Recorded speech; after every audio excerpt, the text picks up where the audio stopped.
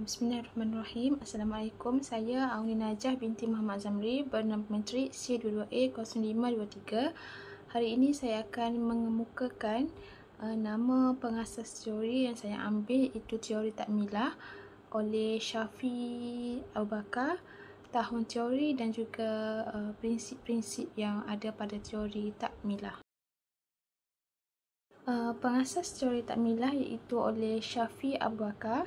Teori takmilah ini diperkenalkan oleh Dr. Syafi'i Abu Bakar pada tahun 1993 sebagai satu-satunya teori sastra Islam di Malaysia yang menekankan analisis berdasarkan konsep tauhid.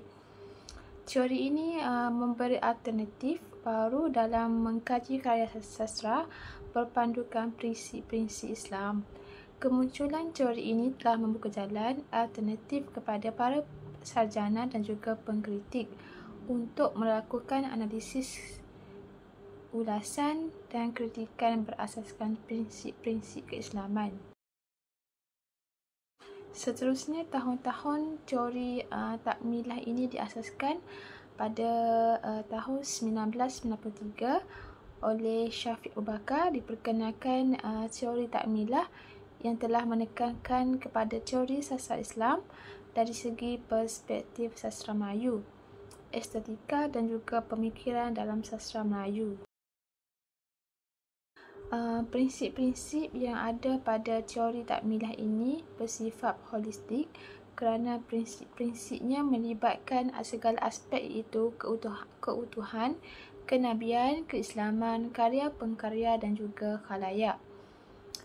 7 prinsip yang diambil sebagaimana diutarakan melalui Dewan Sastra 1996, iaitu antaranya ialah prinsip khalayak bertujuan untuk memupuk mereka ke arah insan kamil, prinsip keutuhan yang bersifat kamal, prinsip kerasulan sebagai insan kamil, prinsip keislaman yang bersifat kamal, prinsip ilmu sastra yang bersifat takamul, prinsip sastra sendiri yang bercirikan estetika dan bersifat takmilah, prinsip kepada karya pengkarya.